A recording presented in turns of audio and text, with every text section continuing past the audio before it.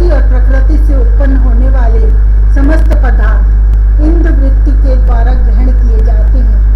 इसलिए ये सब अनात्मा है। अनात्मा होने के कारण जड़ है और इसलिए आपका स्वरूप नहीं जान सकते, क्योंकि आप तो स्वयं आत्मा ही ठहरे। ब्रह्मा जी अवश्य ही आपके स्वरूप है, परंतु वे प्रकृति के गुण रजस से युक्त हैं, इसलिए वे भी आपकी प्रकृति का और उसके गुणों से परे का स्वरूप नहीं जानते। साधु योगी स्वयं अपने अंतःकरण में स्थित अंतर्यामी के रूप में समस्त भूत भौतिक पदार्थों में व्याप्त परमात्मा के रूप में और सूर्य चंद्र अग्नि आदि देव मंडल में स्थित इष्ट देवता के रूप में तथा उनके साक्षी महापुरुष एवं नियंता ईश्वर के रूप में साक्षात आपकी ही उपासना करते हैं। बहुत से कर्मकांडी ब्राह्मण कर्म मार्ग का उपदेश करने वाली त्रय विद्या के द्वारा जो आपके इंद्र अग्नि आदि अनेक देववाचक नाम तथा वज्रहस्त सप्तार्ची आदि अनेक रूप बतलाती है, बड़े बड़े यज्ञ करते हैं और उनसे आपकी ही उपासना करते हैं। बहुत से ज्ञानी अपने समस्त कर्मों का संन्यास कर देते हैं और शांत भाव में स्थित हो जाते हैं।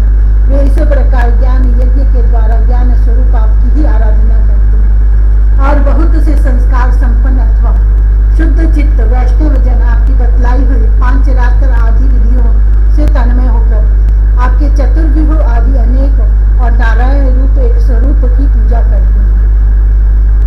भगवान दूसरे लोग शिव जी के द्वारा बतलाए हुए मार्ग से, जिसके आचार्य वेद से अनेक अवान्तर वेद भी हैं, शिव स्वरूप आपकी ही पूजा करते हैं। स्वामी ने जो लोग दूसरे देवताओं की भक्ति करते हैं और उन्हें आपसे भिन्न समझते हैं, वे सब भी वास्तव में आपकी ही आराधना करते हैं, क्योंकि आप ही समस्त देवताओं के रूप में हैं और सर्वेश्वर भी हैं। प्रभु, जैसे पर्वतों से सब और बहुत सी नदियां निकलती हैं और वर्षा के जल से भरकर घूमती घामती समुद्र में प्रवेश कर जाती है, वैसे ही सभी प्रकार के उपासना मार्ग घूम घाम कर देर सवेर आपके ही पास पहुंच जाते हैं। प्रभु, आपकी प्रकृति के तीन गुण हैं, सत्व रज और तप।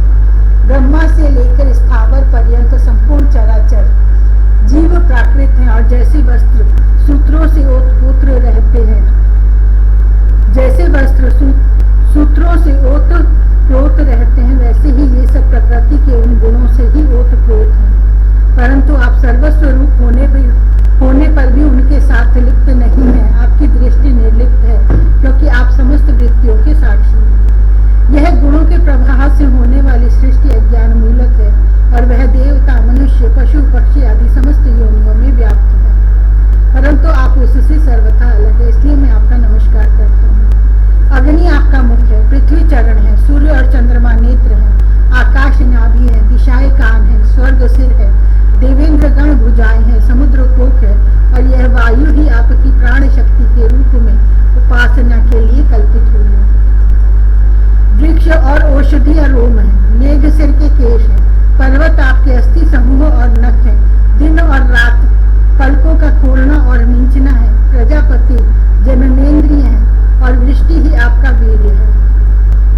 अविनाशी भगवान, जैसे जल में बहुत से जलचर जीव और गुलर के फलों में नन्हे नन्हे कीट रहते हैं, उसी प्रकार उपासना के लिए स्वीकृत आपके मनोमय पुरुष रूप में अनेक प्रकार के जीव जंतुओं से भरे हुए लोक और उनके लोकपाल कल्पित किए गए हैं। प्रभु, आप क्रीड़ा करने के लिए पृथ्वी पर जो जो रूप धारण करते हैं, वे सब अवतार लोगों के शोक मोह को धो बहा देते हैं और फिर सब लोग बड़े आनंद से आपकी निर्मल यश का गान करते हैं। प्रभु, आपने वेदों, ऋषियों, औषधियों और सत्यव्रत आदि की रक्षा दीक्षा के लिए मत्स्य रूप धारण किया था और प्रलय के समुद्र में स्वच्छंद विहार किया था। आपके मत्स्य रूप को मैं नमस्कार करता हूँ। आपने ही मधु और कैटभ नाम के असुरों का संहार करने के लिए हयग्रीव अवतार ग्रहण किया था। मैं आपके उस रूप को भी नमस्कार करता हूँ। आपने ही वह विशाल कच्छप रूप ग्रहण करके मंदराचल को धारण किया था। आपको मैं नमस्कार करता हूँ। आपने ही पृथ्वी के उद्धार की लीला करने के लिए वराह रूप स्वीकार किया था। आपको नमस्कार। प्रहलाद जैसे साधु जनों का भय मिटाने वाले प्रभु, आपके उस अलौकिक नृसिंह रूप को मैं नमस्कार करता हूँ। आपने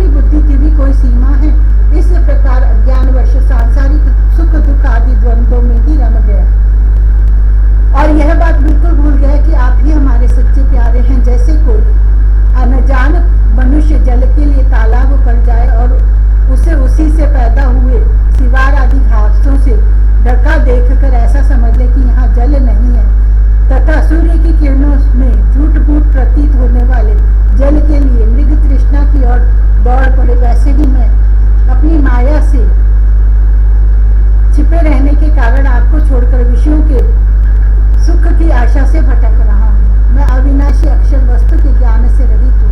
इसी से मेरे मन में अनेक वस्तुओं की कामना और उनके लिए कर्म करने के संकल्प उठते ही रहते हैं।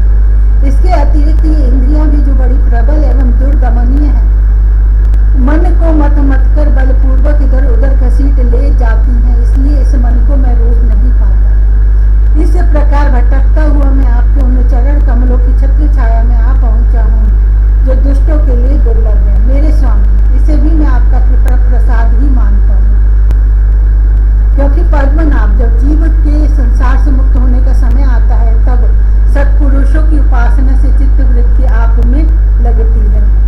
प्रभु, आप केवल विज्ञान स्वरूप है, विज्ञान घन है। जितनी भी प्रतीतियां होती हैं, जितनी भी वृत्तियां हैं, उन सबके आप ही कारण और अधिष्ठान हैं। जीव के रूप में एवं जीवों के सुख दुख आदि के निमित्त काल, कर्म, स्वभाव तथा प्रकृति के रूप में भी आप ही हैं और आप ही उन सबके नियंता भी हैं। आपकी शक्तियां अनंत हैं, आप स्वयं ब्रह्म हैं। मैं आपको नमस्कार करता हूँ। प्रभु, आप ही वासुदेव, आप ही समस्त जीवों के आश्रय संकर्षण हैं। आप ही बुद्धि और मन के अधिष्ठात्री देवता ऋषिकेश, प्रद्युम्न और अनिरुद्ध हैं। मैं आपको बार बार नमस्कार करता हूँ। प्रभु, आप मुझ शरणागत की रक्षा कीजिए।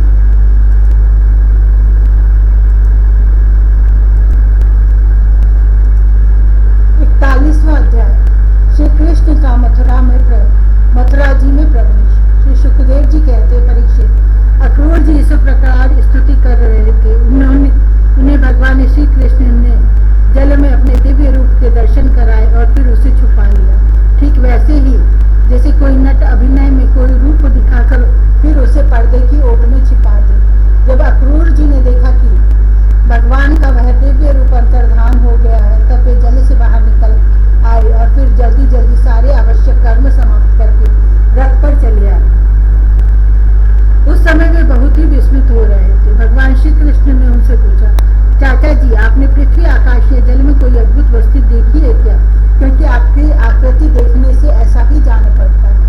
अक्रूर जी ने कहा, प्रभु, पृथ्वी, आकाश या जल में और सारे जगत में जितने भी अद्भुत पदार्थ हैं, वे सब आप में ही हैं, क्योंकि आप विश्व रूप हैं। अब मैं आपको ही देख रहा हूँ, तब ऐसी कौन सी अद्भुत वस्तु रह जाती है जो मैंने ना देखी है? पृथ्वी जितनी भी अद्भुत वस्तुएं हैं, वे पृथ्वी में हो या जल अथवा आकाश में, सब की सब जिनमें है उन्हीं आपको मैं देख रहा हूँ। फिर भला मैंने यहाँ अद्भुत वस्तु कौन सी देखी? गांधिनी नंदन अक्रूर जी ने यह कहकर रथ हाँक दिया और भगवान श्री कृष्ण तथा बलराम जी को लेकर दिन ढलते ढलते हुए मथुरापुरी जा पहुंचे। परीक्षित, मार्ग में स्थान स्थान पर गांवों के लोग मिलने के लिए आते और भगवान श्री कृष्ण तथा बलराम जी को देखकर आनंद मग्न हो जाते। वे एकटक उनकी ओर देखने लगते, अपनी दृष्टि हटा न पाते। नंद बाबा आदि ब्रजवासी तो पहले से ही वहां पहुंच गए थे और मथुरापुरी के बाहरी उपवन में रुककर उनकी प्रतीक्षा कर रहे थे। उनके पास पहुंचकर जगदीश्वर भगवान श्री कृष्ण ने विनीत भाव से खड़े अक्रूर जी का हाथ अपने हाथ में लेकर मुस्कुराते हुए कहा, चाचा जी, आप रथ लेकर पहले मथुरापुरी में प्रवेश कीजिए और फिर अपने घर जाइए। हम लोग पहले यहाँ उतरकर फिर नगर देखने के लिए आएंगे। अक्रूर जी ने कहा, प्रभु, आप दोनों के बिना मैं मथुरा में नहीं जा सकता। स्वामी, मैं आपका भक्त हूँ, भक्त वत्सल प्रभु, आप मुझे मत छोड़िए। भगवान, आइए चले। मेरे परम हितैषी और सच्चे सुहृद भगवान, आप बलराम जी, ग्वाल बालों तथा नंद राय जी के साथ चलकर हमारा घर स्नात कीजिए। हम गृहस्थ हैं, आप अपने चरणों की धूलि से हमारा घर पवित्र कीजिए। आपके चरणों की धोवन गंगा जल या चरणामृत से अग्नि देवता पितर सब के सब तृप्त हो जाते हैं। प्रभु, आपके युगल चरणों को पखार कर महात्मा बलि ने वह यश प्राप्त किया जिसका गान संत पुरुष करते हैं। केवल यश ही नहीं, उन्हें अतुलनीय ऐश्वर्य तथा वह गति प्राप्त हुई जो अनन्य प्रेमी भक्तों को प्राप्त होती है। आपके चरणों तक गंगा जी ने तीनों लोग पवित्र कर दिए। सचमुच वे मूर्तिमान पवित्रता है। उन्हीं के स्पर्श से सगर के पुत्रों को सदगति प्राप्त हुई और उसी जल को स्वयं भगवान शंकर ने अपने सिर पर धारण किया। यदुवंश शिरोमणि, आप देवताओं के भी आराध्य देव है, जगत के स्वामी हैं। आपके गुण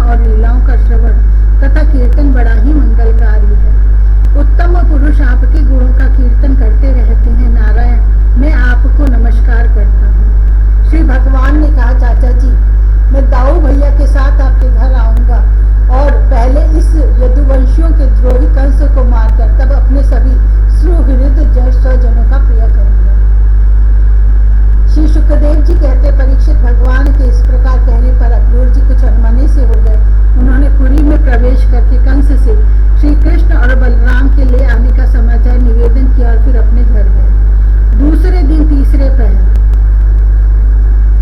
बलराम जी और ग्वाल वालों के साथ भगवान श्री कृष्ण ने मथुरापुरी को देखने के लिए नगर में प्रवेश किया। भगवान ने देखा कि नगर के परकोटे में स्फटिक मणि बिल्लौर के बहुत ऊंचे ऊंचे गोपुर, प्रधान दरवाजे तथा घरों में भी बड़े बड़े फाटक बने हुए हैं। उनमें सोने के बड़े बड़े किवाड़ लगे हुए हैं और सोने के ही तोरण बाहरी दरवाजे बने हुए हैं। नगर के चारों ओर तांबे और पीतल की चार दीवारी बनी हुई है। खाई के कारण कहीं से उस नगर में प्रवेश करना बहुत कठिन है। स्थान स्थान पर सुंदर सुंदर उद्यान और रमणीय उपवन, केवल स्त्रियों के उपयोगों में आने वाले बगीचे शोभायमान हैं। सुवर्ण से सजे हुए चौराहे, धनियों के महल, उन्हीं के साथ के बगीचे, कारीगरों के बैठने का स्थान या प्रजा वर्ग के सभा भवन, टाउन हॉल और साधारण लोगों के निवास गृह नगर की शोभा बढ़ा रहे हैं। वैदुर्य, हीरे, स्फटिक, बिल्लौर, नीलम, मूंगे, मोती और पन्ने आदि से जड़े हुए छज्जे, चबूतरे, झरोके एवं फर्श आदि जगमगा रहे हैं। उन पर बैठे हुए कबूतर, मोर आदि पक्षी भांति भांति की बोली बोल रहे हैं। सड़क, बाजार, गली एवं चौराहों पर खूब छिड़काव किया गया है। स्थान स्थान पर फूलों के गजरे, जवारे, जौ के अंकुर, खील और चावल बिखरे हुए हैं। घरों के दरवाजों पर दही और चंदन आदि से चर्चित जल से भरे हुए कलश रखे हैं और वे फूल, दीपक, नई पोंपले, फल सहित केले और सुपारी के वृक्ष छोटी छोटी झंडियों और रेशमी वस्त्रों से भली भांति सजाए हुए हैं। परीक्षित, वसुदेव नंदन भगवान श्री कृष्ण और बलराम जी ने ग्वाल वालों के साथ राजपथ से मथुरा नगरी में प्रवेश किया। उस समय नगर की नारियां बड़ी उत्सुकता से उन्हें देखने के लिए झटपट अटारियों पर चढ़ गई। किसी ने जल्दी के कारण अपने वस्त्र और गहने उल्टे पहन लिए, किसी ने भूल से कुंडल, कंगन आदि जोड़े से पहने जाने वाले आभूषणों में से एक ही पहना और चल पड़े। कोई एक ही कान में पत्र नामक आभूषण धारण कर पाई थी तो किसी ने एक ही पांव में पायजे पहन रखा। कोई एक ही आंख में अंजन आंच पाई थी और दूसरी में बिना आंजे ही चल पड़ी। कई रमणियां तो भोजन कर रही थी, वे हाथ का कौर फेंक कर चल पड़ी। सबका मन उत्साह और आनंद से भर रहा था। कोई कोई उपटन लगवा रही थी, वे बिना स्नान किए ही दौड़ पड़ी। जो सो रही थी वे कोलाहल सुनकर उठ खड़ी हुई और उसी अवस्था में दौड़ चली। जो माताएं बच्चों को दूध पिला रही थी वे उन्हें गोद से हटाकर भगवान श्री कृष्ण को देखने के लिए चल पड़ी। कमल नयन भगवान श्री कृष्ण मतवाले गजराज के समान बड़ी मस्ती से चले रहे थे। उन्होंने लक्ष्मी को भी आनंदित करने वाले अपने श्याम सुंदर विग्रह से नगर नारियों के नेत्रों को बड़ा आनंद दिया और अपनी विलासपूर्ण प्रगल्भ हंसी तथा प्रेम भरी चितवन से उनके मन चुरा लिए। मथुरा की स्त्रियां बहुत दिनों से भगवान श्री कृष्ण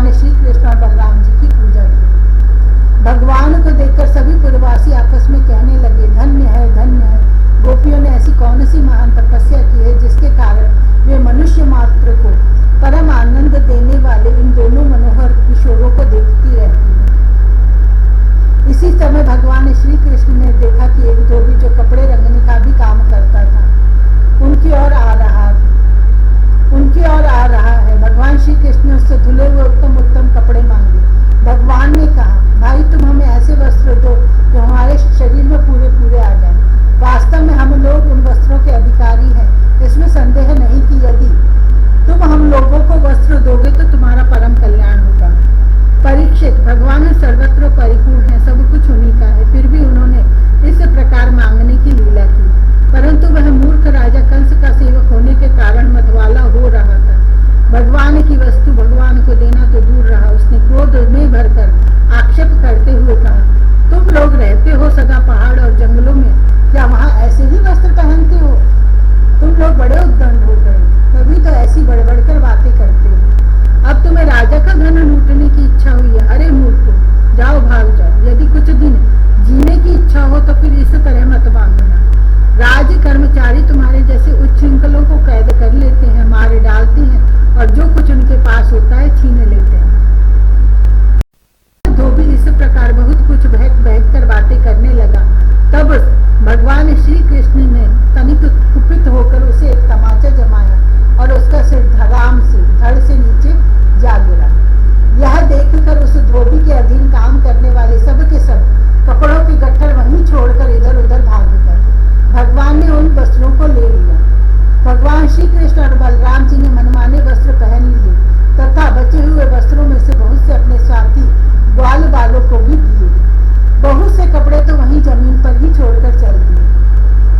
भगवान श्री कृष्ण और बलराम जब कुछ आगे बढ़े तब उन्हें एक दर्जी मिला। भगवान का अनुपम सौंदर्य देखकर उसे बड़ी प्रसन्नता हुई। उसने उन रंग बिरंगे सुंदर वस्त्रों को उनके शरीर पर ऐसे ढंग से सजा दिया कि वे सब ठीक ठीक पहुंच गए। अनेक प्रकार के वस्त्रों से विभूषित होकर दोनों भाई और भी अधिक शोभायमान हुए, ऐसे जान पड़ते मानो उत्सव के समय श्याम गज शावक भली भांति सजा दिए गए हैं।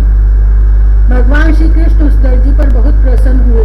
उन्होंने उसे इस लोक में भरपूर धन संपत्ति, बल, ऐश्वर्य, अपनी स्मृति और दूर से तक देखने सुनने आदि की इंद्रिय संबंधी शक्तियां दी और मृत्यु के बाद अपना सारूप्य मोक्ष भी दे दिया। इसके बाद भगवान श्री कृष्ण सुदामा माली के घर गए।